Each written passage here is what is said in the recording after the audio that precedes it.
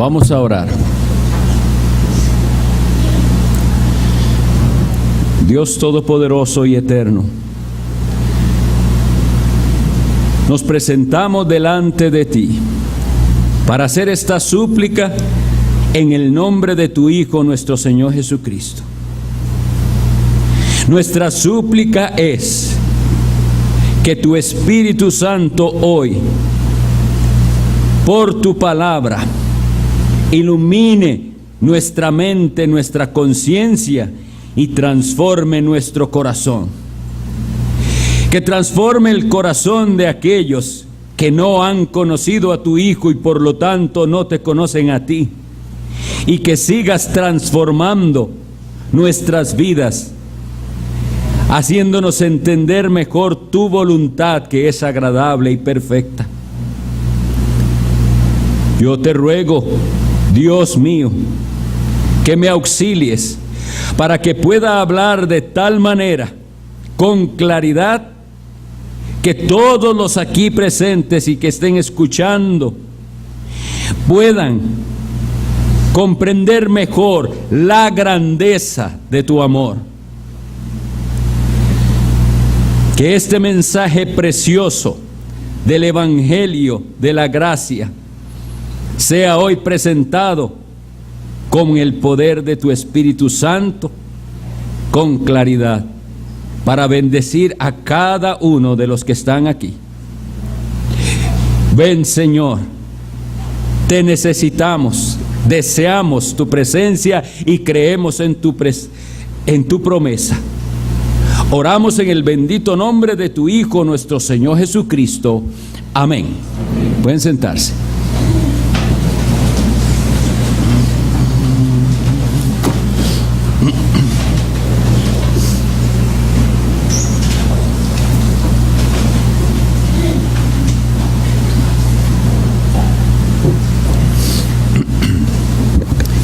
Bien, vamos a abrir la escritura en la carta del apóstol Pablo a los Gálatas.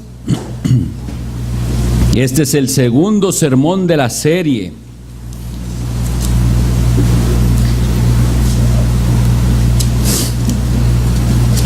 Vamos a leer Gálatas 1, del 1 al 10, aunque solamente vamos a estar exponiendo los primeros versículos.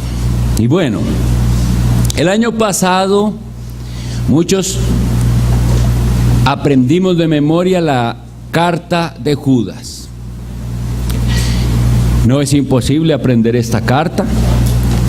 Ya yo me aprendí 5 versículos. Podemos ir despacio aprendiendo la escritura. Es para provecho de nuestras almas y no sabemos en un futuro si no tendremos en alguna ocasión una Biblia.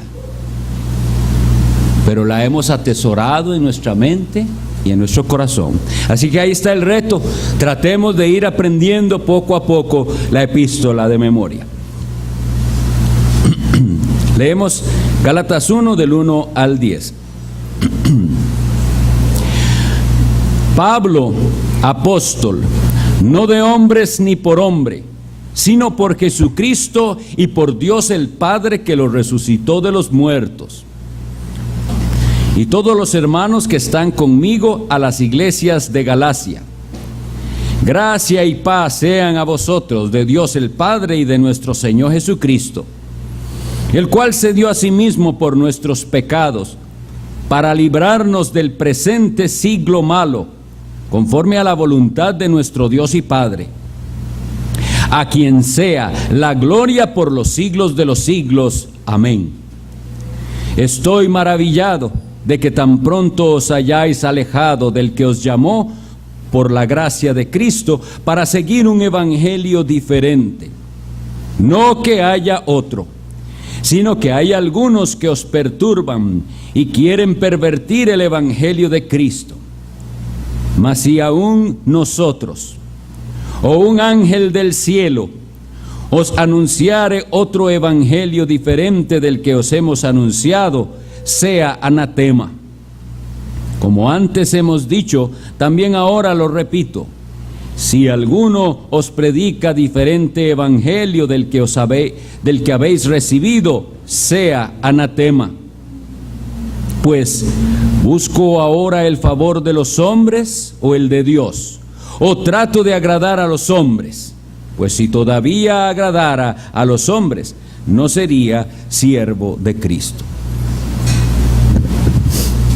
Para iniciar, quisiera hacer un muy breve repaso de algunos aspectos de los cuales hablamos hace 8 días, en el primer sermón. El primero de ellos fue nuestra posición, nuestra comprensión bíblica con respecto al ministerio del apostolado o el oficio apostólico. Y entonces nada más enfatizar, nosotros no creemos que hoy en día exista ese ministerio como existió en la época del primer siglo. Ese fue un ministerio, un oficio dado para la fundación de la iglesia del Señor. Y nosotros estuvimos viendo las implicaciones negativas para las iglesias que han querido adoptar esta creencia de que hoy en día hay apóstoles y los abusos que se han dado. Sin embargo, es importante entender que nosotros somos una iglesia apostólica. Nosotros creemos la doctrina de los apóstoles, la doctrina que ellos nos dejaron registrada en las Sagradas Escrituras. La iglesia del Señor, como vimos, está fundamentada, y aquel fundamento, dice, es el de los apóstoles y profetas, siendo Jesucristo la principal piedra del ángulo. La doctrina apostólica es lo que nosotros seguimos y es lo que da autoridad a lo que nosotros creemos.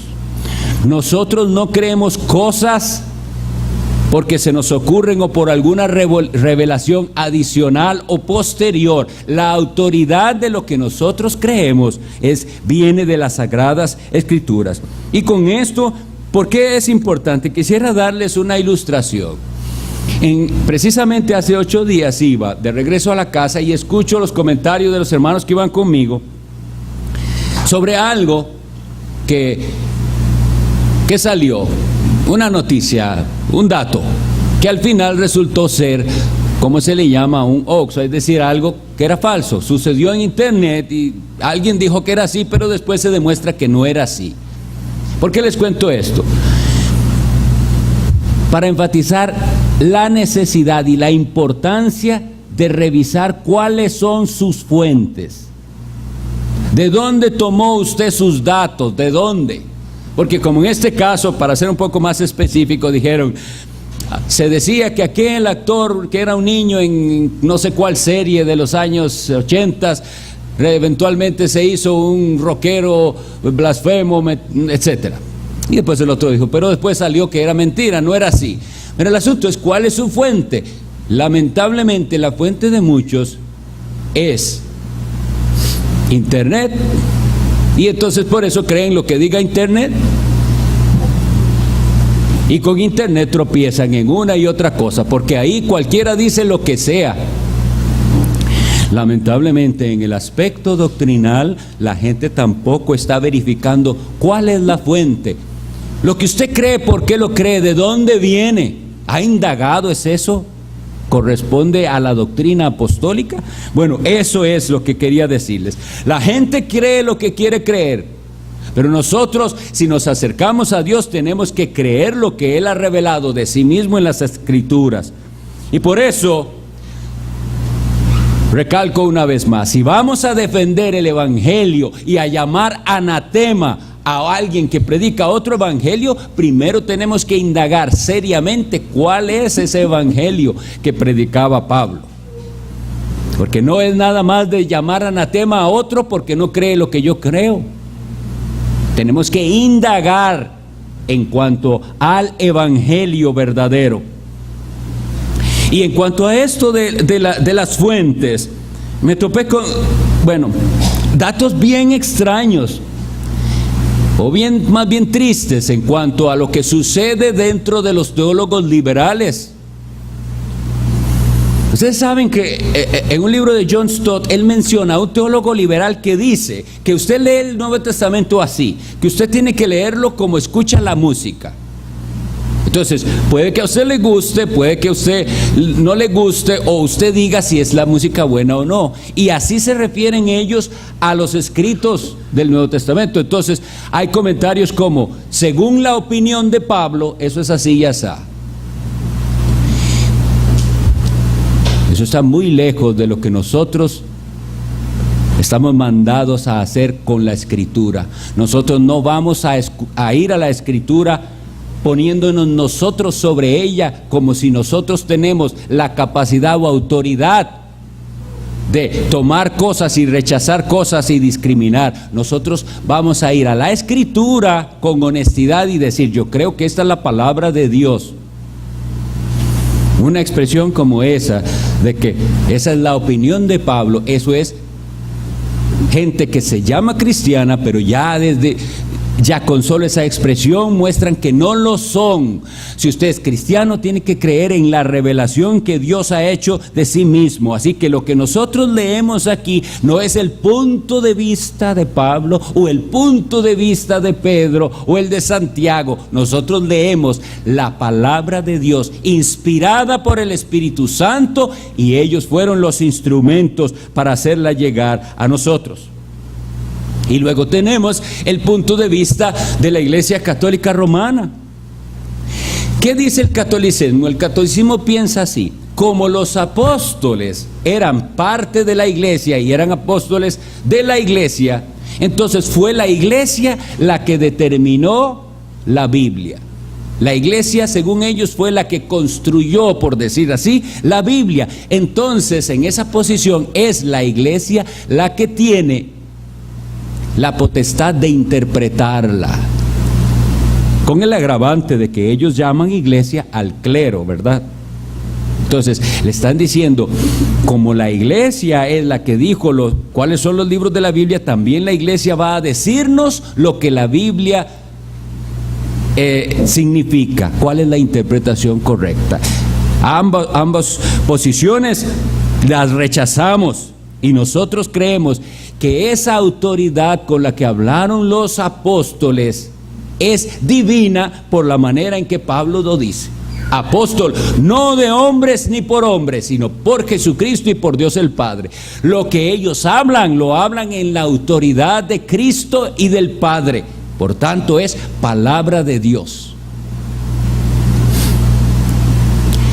Lo precioso de entender que la Biblia es una unidad y que hay un mensaje central y que hay un personaje central, es que entonces cada vez vamos viendo con mayor claridad la coherencia. Cristo dice en Juan 7:16 que la doctrina que Él venía a dar no era de Él, era de su Padre. Y entonces, si esto es así, no pueden haber contradicciones entre el Antiguo Testamento y el Nuevo Testamento.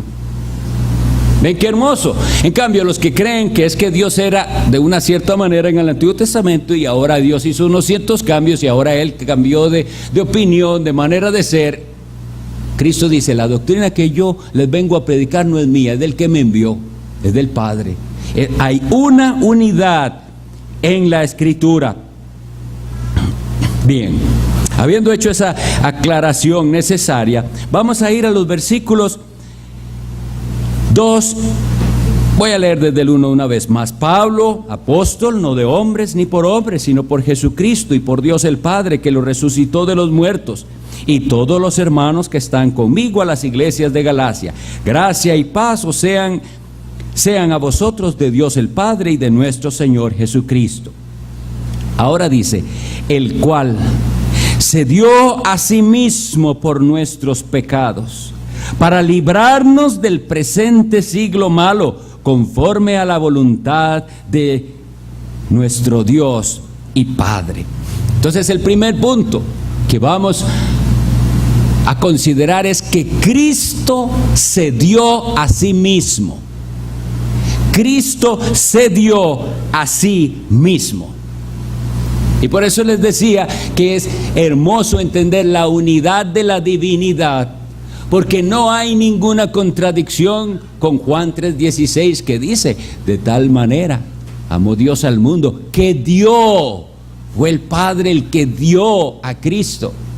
Y sin embargo, Cristo se dio a sí mismo. Recuerdan que también vimos ese versículo que decía: por eso me ama el Padre, porque yo pongo mi vida. Tengo poder para ponerla y tengo poder para volverla a tomar. Y recuerden que Él hasta enfatizó: nadie me la quita, yo de mí mismo la pongo. Dice Juan 10:17 y otros versículos de ese capítulo. Pero no hay ninguna contradicción en el hecho de que el Padre dio al Hijo y que el Hijo se dio a sí mismo, porque el Hijo no vino obligado. Ese pacto maravilloso que llamamos el pacto de la redención, hecho en la eternidad entre el Padre y el Hijo, fue un común acuerdo. El Padre elige a un pueblo desde la eternidad. Y el pacto es que el Hijo tiene que venir a redimir a ese pueblo. ¿Cómo viene el Hijo? No a regañadientes, en esa sumisión gozosa y amorosa que hay entre el Padre y el Hijo se somete y dice: yo voy. ¿Alguna vez se han puesto a pensar en las dos cosas que esto significa? Cristo se da a sí mismo, y eso es maravilloso. Él está dando su vida, y por eso cuando también habla de sus ovejas dice: el buen pastor su vida da por las ovejas. Él se está dando. Aquella escena que nosotros recordamos en el Getsemaní, cuando vienen a tomarlo preso. ¿A quién buscáis?, dice él. A Jesús de Nazaret. ¿Qué responde el Señor? Yo soy. Dejad libres a estos. En ese cuadro nosotros tenemos a Cristo dándose a sí mismo por nosotros los creyentes. A estos no los toquen. El asunto es conmigo, responder por nosotros. Cuando usted lee eso, el cual se dio a sí mismo, deben venir a su mente todos esos pasajes en los que Cristo da todo por nosotros. Él se dio a sí mismo.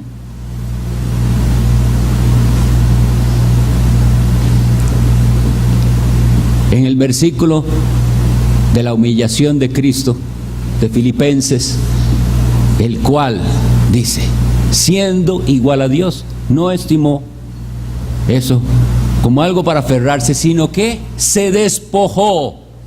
Él lo hace, Él se despoja. Se despojó de todo eso y tomó forma de siervo, hecho semejante a los hombres, para llegar hasta la muerte. Cristo se dio a sí mismo. Esto debería a nosotros dolernos en el corazón cuando nosotros cantamos himnos, con un corazón frío, como si fuera de piedra, como si lo que estamos cantando no fuera algo real que sucedió, que Él se dio a sí mismo por nosotros. Ahora, la triste realidad es que muchos de los que cantan esas preciosas letras, eso no es una realidad en sus vidas. Ellos no pueden decir: Él se dio a sí mismo por mí. ¿Cuál es su condición hoy? Usted, cuando lee estos pasajes, puede incluirse ahí: Él se dio por mí.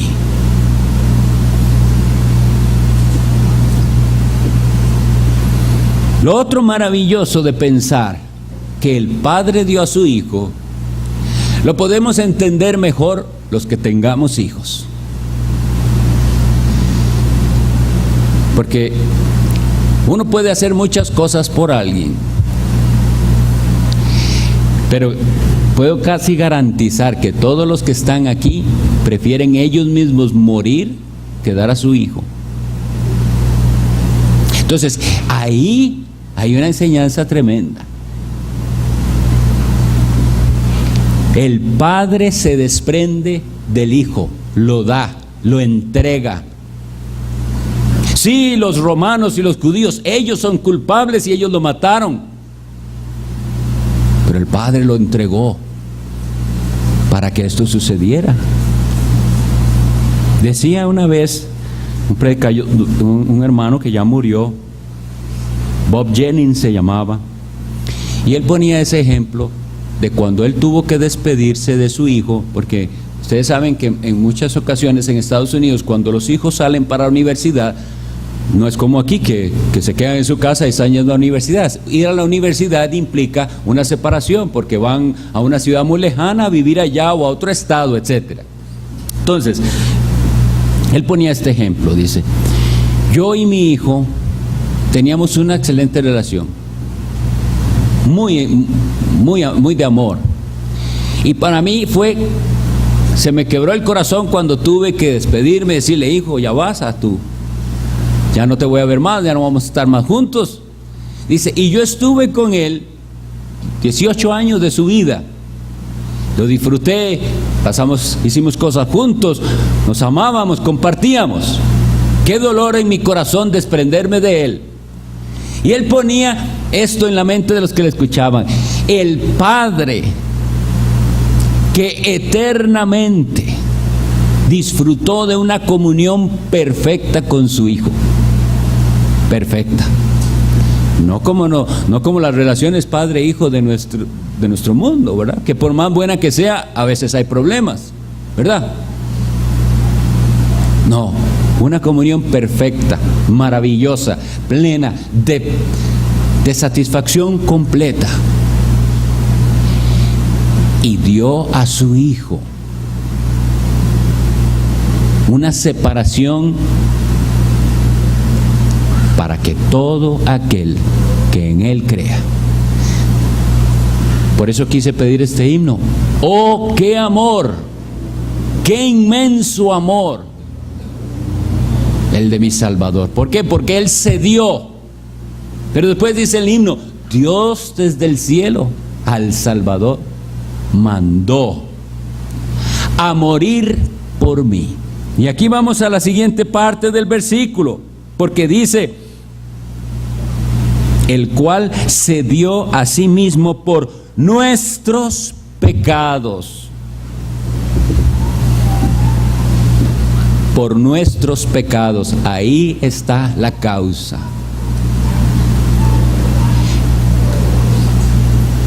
Constantemente critico y rechazo esa manera de orar que a veces ha prevalecido en algunos de nosotros, de simplemente decir en su oración: bueno, y perdónanos nuestros pecados, y sigo orando como si nada, como si eso fuera una frase que incluyo en la oración, porque tenía que decir perdona nuestros pecados, sin reconocer sus pecados.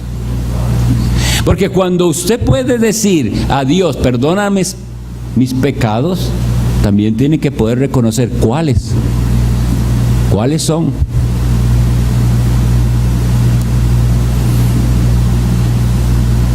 Se dio a sí mismo por nuestros pecados. Tenemos que reflexionar en nuestros pecados y tenemos que llamarlos por nombre si queremos vencerlos. ¿Qué le pasa si usted va con alguien en esta situación? Alguien lo ofende a usted, alguien lo trata mal, y después esa persona viene y le dice: bueno, si lo ofendí en algo, disculpe. ¿Cómo siente usted eso? Eso no vale para nada. ¿Cómo si le ofendí en algo? Claro que me ofendió. Lo mismo hacemos con Dios si no reconocemos. Y por eso el que tiene un corazón regenerado le pide a Dios, como David, que le muestre esos pecados que para él mismo son ocultos, Le pide a Dios eso: muéstrame mis pecados. Pero si usted es de los que llega a Dios y le dice: bueno, Señor, si hoy te he ofendido, perdóname, usted no conoce el arrepentimiento, porque lo que tenemos por seguro es que hoy ya le hemos ofendido. Lo que necesitamos es esa iluminación del Espíritu Santo por su palabra para ver en qué, en muchísimas cosas. Y siempre me gusta poner el ejemplo del primer y gran mandamiento. ¿Qué dice? Oye Israel, el Señor vuestro Dios, el Señor uno es, y amarás al Señor tu Dios con toda tu alma y tu corazón y tu mente y con todas tus fuerzas. Y usted ni yo hemos cumplido eso hoy, no lo hemos cumplido. Y si no nos duele y nada más decimos: bueno, ni yo ni nadie lo ha cumplido, y si eso es un consuelo para usted, entonces no ha entendido. Porque Él nos ha perdonado. Cristo vino por eso, porque usted ni yo jamás amaríamos al Padre como debemos amarlo, ni amaríamos a nuestro prójimo como debemos amarlo. Pero no es posible, no debe ser en nuestra vida que seamos indolentes con nuestros pecados, es decir, que no nos duela el saber que pecamos contra Dios. Que estemos acostumbrados al pecado, el cual se dio a sí mismo por nuestros pecados. Esa necesidad de expiación estaba tipificada en todo el Antiguo Testamento. Todos los que han leído el Antiguo Testamento y todas las leyes levíticas, ahí estaba tipificado claramente, es decir, simbolizado la necesidad de expiación. Y profetizado que iba a venir el Mesías a cumplir eso perfectamente. ¿Recuerdan Isaías 53:10? Cuando haya puesto su vida en expiación. Estaba anunciado, estaba tipificado.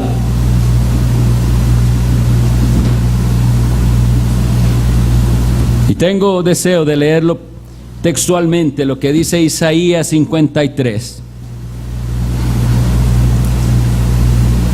El versículo 10.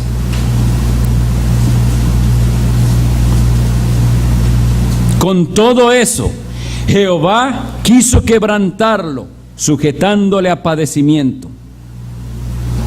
Cuando haya puesto su vida en expiación por el pecado, verá linaje, vivirá por largos días, y la voluntad de Jehová será en su mano prosperada. Versículo 11. Verá el fruto de la aflicción de su alma y quedará satisfecho. Cristo se dio a sí mismo por nuestros pecados. Pero aquí dice que Él verá el fruto de la aflicción de su alma. Si usted es cristiano, usted es fruto de la aflicción del alma de Cristo. Cristo no solo fue torturado físicamente, sino que ahí dice, verá el fruto de la aflicción de su alma. Si usted es creyente, le repito, usted es el fruto de esa aflicción del alma de Cristo. ¿Y qué dice la Biblia? Quedará satisfecho. Cristo queda satisfecho por lo que hizo y por lo que logró con lo que hizo. Por eso dice también en Hebreos, por el gozo puesto delante de Él, fue a la cruz.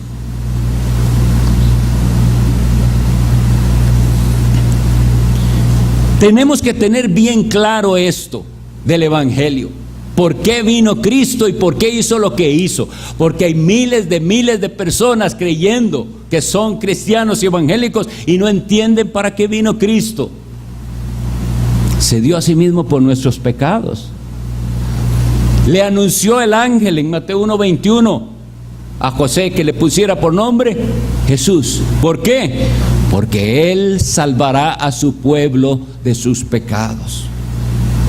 Si usted es cristiano, usted tiene que poder decir de cuáles pecados le salvó el Señor Jesucristo. Unos dicen unas clases de pecados, otros otras.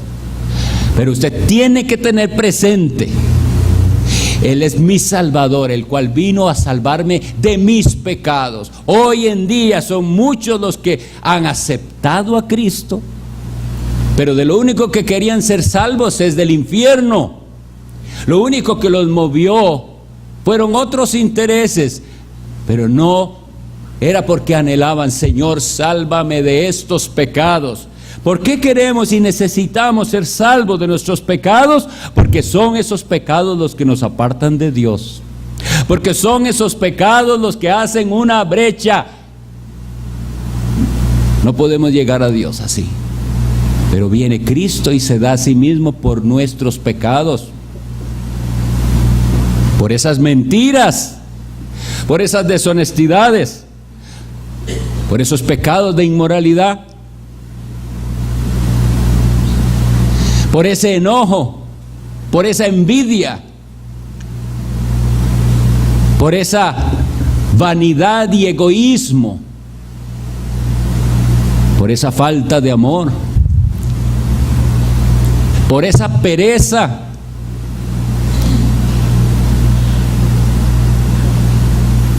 Cada uno mencione en su corazón con cuál pecado está luchando todavía. Si usted es de Cristo, Él vino para morir por ese pecado. Hay unos pecados de los cuales el Señor ya nos ha dado grande victoria y no podemos ser dominados por el pecado, precisamente porque eso es lo que significa ser salvos de nuestros pecados. No va a enseñorearse más el pecado de nosotros. No vamos a ser más esclavos de ese amo cruel. ¿Por qué? Porque Él se dio a sí mismo por nuestros pecados.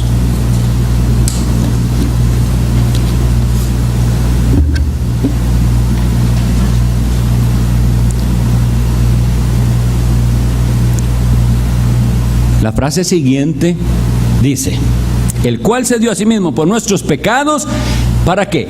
Para librarnos del presente siglo malo.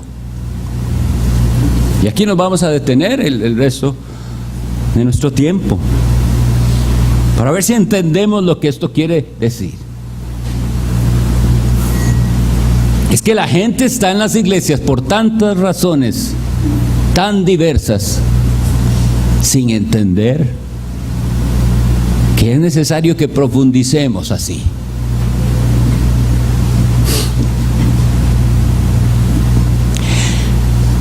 Dice que vino a librarnos del presente siglo malo. Bueno, primero, un siglo, la palabra siglo tiene varios significados. Los niños conocerán nada más el significado de que un siglo son 100 años, ¿verdad? Pero un siglo significa no solo eso, una centuria, 100 años, sino una edad, una era, una época. Y vemos cómo en la Biblia realmente se habla de solo 2 siglos: el presente y el venidero. Esto ayuda mucho a entenderlo. Si usted tiene problemas de escatología o no la entiende bien, entienda esto: la Biblia nos habla del presente siglo y del venidero. Así que todo lo que la Biblia diga pasa o en este siglo o en el venidero. Y eso nos ayuda mucho. Bueno, pero entonces la Biblia nos habla con claridad de que el fin del siglo es la siega. Voy a decir varias citas, no vamos a ir por ellas porque son muchas, pero las voy a ir citando para que vean todas las referencias que en la Biblia hay a siglo. Eso lo dice Mateo 13:39, que la siega, en aquella parábola que habíamos leído, recuerdan, del trigo y la cizaña. Cristo, cuando va y explica la parábola, dice: la siega es el fin del siglo. ¿Qué está diciendo? El fin de esta era, el fin del mundo es la siega, el momento en el que Dios aparta el trigo de la cizaña. El fin del siglo es la venida de Cristo, según Mateo 24:3. Luego también, cuando Él habla en la parábola del sembrador, de que los afanes de este siglo en muchos ahogan la palabra, ¿a qué se está refiriendo con este siglo? a este sistema de cosas en el cual nosotros vivimos, a este mundo.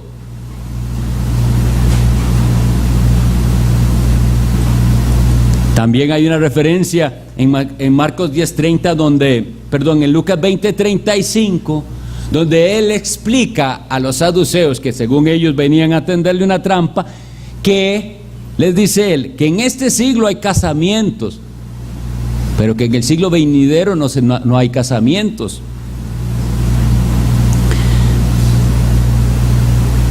Y hay algo que nos dice el apóstol Pablo en Romanos 12:2, creo que es conocido para muchos, que dice: no os conforméis a este siglo, sino transformaos por medio de la renovación de vuestro entendimiento. Este siglo es ese siglo malo del que nosotros estamos hablando ahorita. La sabiduría de este siglo es mala. Según 1 Corintios 2:6-8 dice: sabiduría de los príncipes de este siglo no tienen la sabiduría de Dios. Dice, porque si ellos hubieran tenido la sabiduría de Dios, no habrían crucificado al Señor de gloria, a Cristo. Bueno, pero la sabiduría de este siglo es mala. Y Satanás es llamado el Dios de este siglo, según Corintios 4:4, donde dice: y el Dios de este siglo gobierna sobre ellos o los tiene enceguecidos. Ahora, si entendemos eso, que bíblicamente solo hay dos siglos, el siglo presente y el siglo venidero, o el siglo de las cosas físicas, materiales, y el siglo en el cual todo es espiritual, también entenderemos entonces que esos dos siglos tienen dos descendencias. Según el Señor Jesucristo en Lucas 16:8, esa es la expresión que él usa, dice: los hijos de este siglo, y lo compara con los hijos de luz. ¿Ven? Atentos. Dice Cristo que hay una diferencia entre los hijos de este siglo y los hijos de luz. ¿De qué está hablando él? De gente no regenerada y de gente regenerada. De eso es de lo que está hablando. Y entonces podemos decir estas dos cosas. Hay el siglo malo que da su fruto. ¿Cuál es? Una generación maligna. Y eso no es algo particular a un tiempo, sino que es el presente siglo malo, es desde la caída. Y quisiera leer las descripciones del Evangelio con respecto a esa generación que, como digo yo, es fruto de este siglo malo.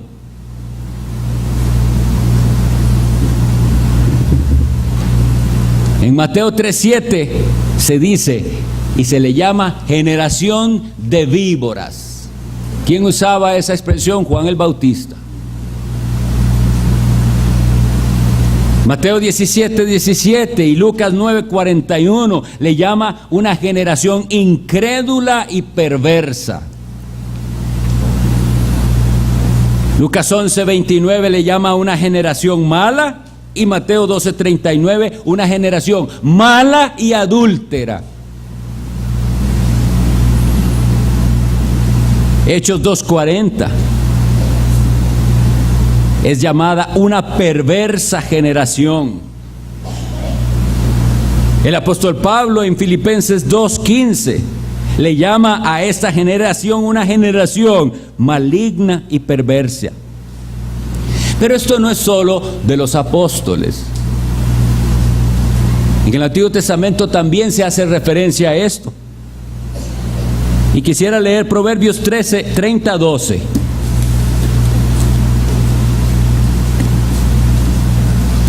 ¿Qué dice así?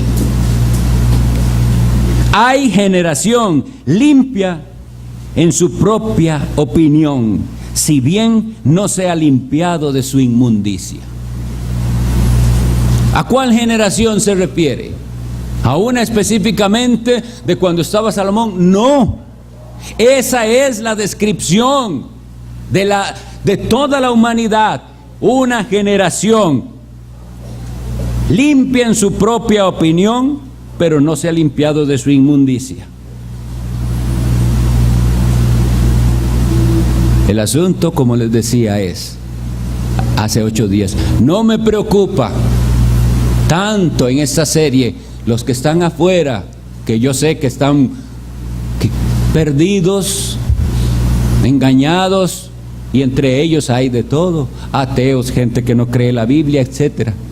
Pero sí me preocupa gente que piensa ser cristiana y todavía pertenece a esta generación, que en su propia opinión es limpia, pero que no se ha limpiado de su inmundicia. No ha sido librado ni rescatado del presente siglo malo. En Deuteronomio 32:5, el Señor se expresa con palabras muy fuertes.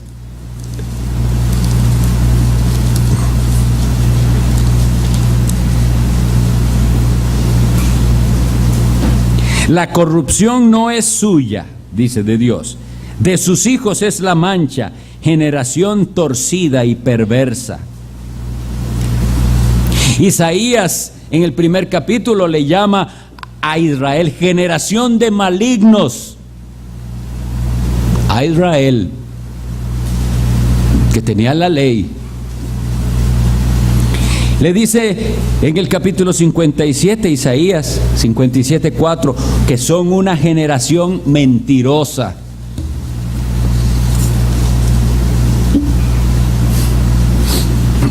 Ahora, todas estas referencias a una generación maligna, perversa. ¿Por qué? Porque aquí, si ustedes vienen a la iglesia, son gente buena. ¿Por qué? Porque si usted, aunque venga a la iglesia y haga lo que se supone que hace un cristiano, si usted nunca se ha reconocido como parte de esa generación maligna, tampoco ha sido entonces librado del presente siglo malo. ¿Por qué? Porque nunca ha reconocido sus pecados.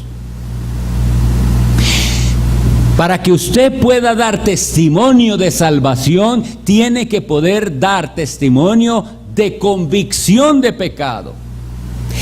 Él se dio a sí mismo por nuestros pecados para librarnos del presente siglo malo. Sin embargo, hay miles y miles creyéndose cristianos y no ven en el presente siglo nada malo, parece. Siguen el rumbo del mundo. Les parece que la gente es básicamente buena, pero la Biblia nos dice todo lo contrario. Ahora, ¿cuál es el afán? Nada más hacer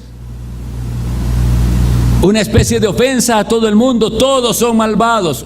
No es eso, es que necesitamos usted y yo ser conscientes de nuestra maldad para que apreciemos lo que Cristo estuvo dispuesto a hacer para limpiarnos de esa maldad. ¿No ven el Proverbios 30? Que dice que esa generación se cree limpia, pero no ha sido limpia de su inmundicia. La pregunta que usted tiene que estarse haciendo es: ¿usted fue limpiado de esa inmundicia? Y si fue limpiado, ¿cómo fue limpiado? ¿Se limpió usted solo? Usted tiene que poder decir, si es cristiano: no, el Cordero derramó su sangre y en esa sangre he sido yo lavado de mis pecados. Cristo murió, se dio a sí mismo por mí y me libertó de ese poder dominante del pecado. Y todavía al día de hoy sigo peleando contra el pecado porque no quiero ofender a mi Salvador.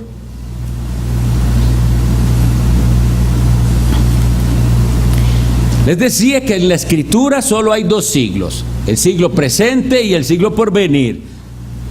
Y sin embargo, esos 2 siglos decimos que se traslapan. ¿Qué significa esto? Que aunque todavía no ha sido establecido en plenitud el reino de Dios ya comenzó. Jesucristo vino a establecer el reino de Dios. Ya fue inaugurado, por decirlo así. Cristo dice, está en medio de vosotros. Entonces está traslapado. Todavía estamos viviendo en el presente siglo malo. Sin embargo, ya el Rey vino a rescatar a los suyos. Y el Cristo fue ascendido y está a la diestra del Padre. Y lo que falta es que regrese y que aplaste ya definitivamente a sus enemigos. Y que los ponga, como está prometido, por estrado de sus pies el Padre. Eso es así porque la Escritura misma nos dice, por ejemplo, en Hebreos 6:5, que hay quienes han gustado de los poderes del siglo venidero. ¿Recuerdan cuando pasamos por ahí en Hebreos? Es decir, hay gente que se cree cristiana, que estuvo por un tiempo, que parecían cristianos, y volvieron atrás y retrocedieron para siempre. No estamos hablando de esas caídas temporales que son posibles. Estamos hablando de apostasía definitiva. Y sin embargo, a esos dice la Biblia que no pueden ser restaurados porque ellos gustaron de los poderes del siglo venidero. Quiere decir que en este siglo malo tenemos esta buena noticia. En este siglo malo usted puede gustar de los poderes del siglo venidero. No tiene que esperar. Desde ahora puede empezar a vencer el pecado, a vivir para Dios, a deleitarse en lo espiritual.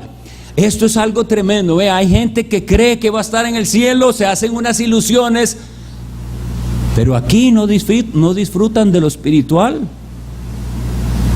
No se deleitan alabando al Señor, no se deleitan en la Escritura, no se deleitan en la oración. ¿Qué cree que va a ir a hacer allá? No, los poderes del siglo venidero se comienzan a disfrutar aquí.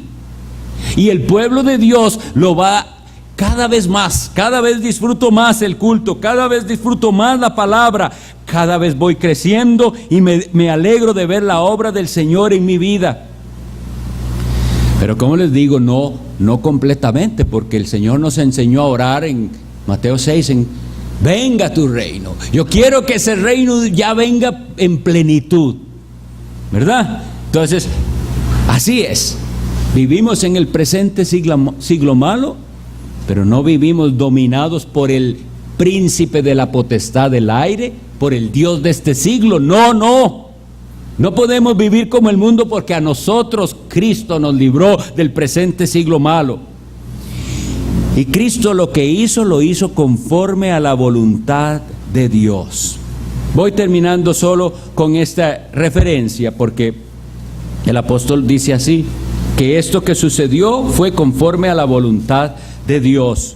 Dice, el cual se dio a sí mismo por nuestros pecados para librarnos del presente siglo malo, conforme a la voluntad de nuestro Dios y Padre.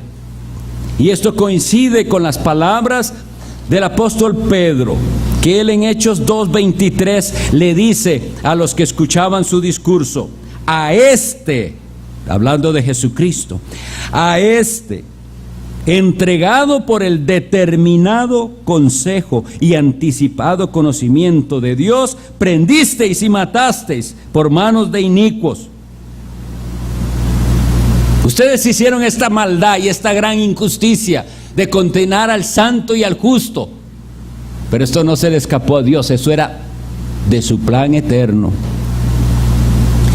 Lo vuelve a decir luego en Hechos 3:15 y dice, voy a leer el 14 y el 15, dice, mas vosotros negasteis al santo y al justo y pedisteis que se os diera un homicida. ¿Recuerdan a Barrabás? Y el 15 dice algo tremendo, y matasteis al autor de la vida, a quien Dios ha resucitado de los muertos. Entonces, esto que hizo Cristo, lo hizo conforme a la voluntad de Dios, el plan de Dios, maravilloso, incomprensible. Es bueno, hermanos, que indaguemos, es bueno que procuremos entender cada vez mejor. Estamos llamados a hacerlo, pero nunca se nos olvide, Dios es incomprensible. Siempre habrá un límite en el que llegamos y decimos, me vuelvo loco y no entiendo. Sí, porque usted tiene una mente pequeñita, y yo también, y Él es infinitamente grande, maravilloso. Y esto no tiene que llevarnos a entristecer, al asombro y a la adoración. Eso es lo que nos tiene que llevar, el ver cuán incomprensible es Dios, que Él fue el que determinó que su Hijo fuera entregado. ¿Cómo puede ser esto? Bueno, así fue hecho conforme a la voluntad de Dios. Pero como les había dicho, en Juan 10:18, Cristo lo dice muy claramente también: nadie me la quita, dice, por eso me ama el Padre, porque yo pongo mi vida para volverla a tomar. Nadie me la quita, sino que yo de mí mismo la pongo. Tengo poder para ponerla y tengo poder para volverla a tomar. Y luego oiga lo que dice: este mandamiento recibí del Padre. Así que nada es en discordancia, todo concuerda en ese plan precioso y bendito de la Trinidad para salvarnos a nosotros. Hagámonos unas preguntas para terminar. La primera es esta: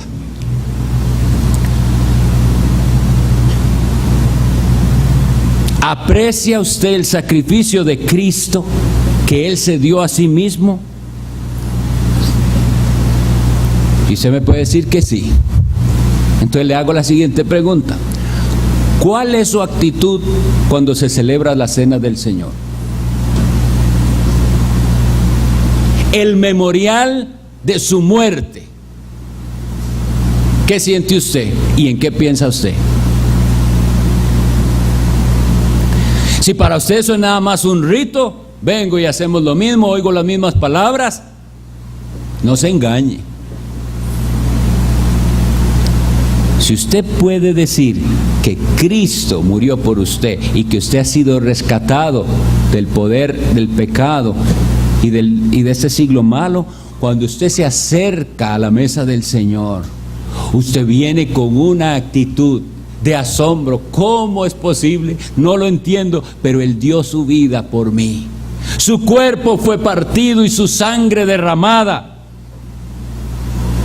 Y aquellos que sean insensibles a esto, al sacramento que simboliza nuestra salvación, el Evangelio presentado en aquel sacramento, en aquel símbolo visible,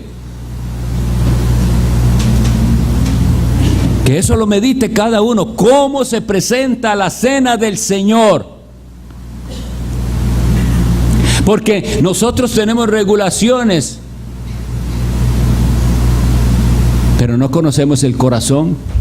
Puede que hay gente ahí tomando la cena del Señor y en sus corazones están pisoteando la sangre de Jesús. Otra pregunta: ¿ha sido librado usted del presente siglo malo? ¿O todavía pertenece a esa que los apóstoles y Cristo llamaron una generación maligna y perversa? Ahora les voy a decir algo: si usted ya ha sido rescatado, usted es consciente de algo, que esa maldad y perversidad todavía está ahí, todavía lo atormenta a veces. Sí, hemos sido rescatados, hemos sido limpiados, perdonados, y sin embargo todavía hay un resto ahí que aborrecemos. Eso que me recuerda que yo fui parte de esa generación maligna, perversa, adúltera. Y eso me humilla. ¿Usted es consciente de los pecados de los cuales Cristo le salvó y de los cuales le está salvando? ¿O todavía vive en sus pecados? ¿Usted buscó la salvación o la está buscando solo para no irse para el infierno? ¿O de verdad usted dice: yo quiero vencer el pecado porque el pecado me separa del Señor Jesucristo? Si usted no ha sido salvado de sus pecados, no ha sido salvado del presente siglo malo, y lo que le espera es la condenación. Y esto no lo estamos inventando, está aquí. Pero hay la esperanza de que si se predica el Evangelio, veo en Cristo el único refugio en esta situación tan desesperante. Y luego todo eso, ¿a qué me lleva? A lo que dice el apóstol Pablo en el versículo 5. Dice que Cristo se dio a sí mismo, en el 4, por nuestros pecados, para librarnos del presente siglo malo, conforme a la voluntad de Dios, de nuestro Dios y Padre. Y luego dice, a quien sea la gloria por los siglos de los siglos. Amén. Pueden decir amén. Amén se puede decir. Uno tiene que glorificar a Dios cuando entiende el Evangelio. Si usted dice entender el Evangelio y no es movido a glorificar a Dios, hay algo muy raro. Es que tiene que haber en el corazón un asombro de lo que Dios estuvo dispuesto a hacer por salvar malvados pecadores como ustedes y como yo. Debe haber un asombro y luego una rendición y luego decir, gloria a Dios por los siglos de los siglos. Amén. Vamos a orar.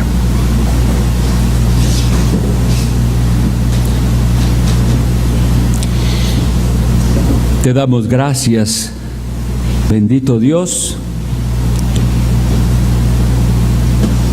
por habernos concedido leer tu palabra y meditar en ella.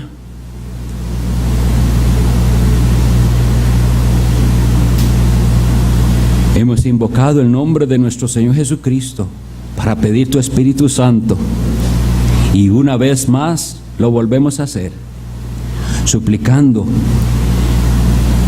que ese poder maravilloso de tu Espíritu Santo actúe en mentes y corazones para hacernos considerar la grandeza del amor de nuestro Salvador, la grandeza de tu amor al dar a Cristo.